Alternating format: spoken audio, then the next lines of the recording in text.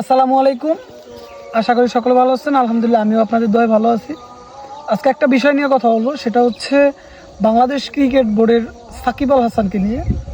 কিছুদিন আগে আমরা দেখতে পেরেছিলাম উপদেষ্টা আসিফ মাহমুদ তো সে সাকিব আল হাসানকে বাংলাদেশে খেলতে দিবেন না, বাংলাদেশের মাঠে আসতেও দিবেন না, বাংলাদেশের মাঠে নামতেও দিবেন না, বাংলাদেশে খেলতে দিবেন না, এক কথায়।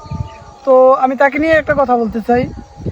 সাকিবের ভক্ত যদি একটা গ্রামের একটা এলাকা থেকে সাকিবের ভক্ত বের হয়, আর আসিফ মাহমুদের সারা বাংলাদেশের থেকে যদি তার ভক্ত বের হয়, সেক্ষেত্রে একটা ওয়ার্ডের একটা গ্রামের সাকিবের জনসংখ্যা অনেক বেশি থাকবে।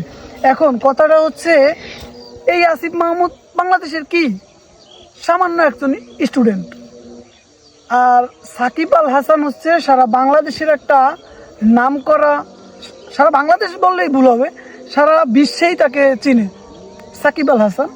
তো এই সাকিব আল হাসানকে নিয়ে অনেক কথা বলেছেন, যেমন একটা কুত্তা কাভি আছে, ও কিন্তু অনেক কথা বলেছিলেন। আসলে ভাই, লাস্ট ফিনিশিং এই সাকিব আল হাসান জয়ের কিনারায় নিয়ে যাবেন। আর এই যে আসিফ মাহমুদ, তোরা কিছুই করতে পারবি না রে ভাই। আমি এখানে কোনো দলের কথা বলতে আসি নাই, দল পছন্দ না আমার। তো আমি একটা কথাই বলতে চাই, সাকিব আল হাসান বাংলাদেশের জান, সাকিব আল হাসান বাংলাদেশের প্রাণ। ধন্যবাদ জানিয়ে আজকের জন্য বিদায় নিচ্ছি। আসসালামু আলাইকুম।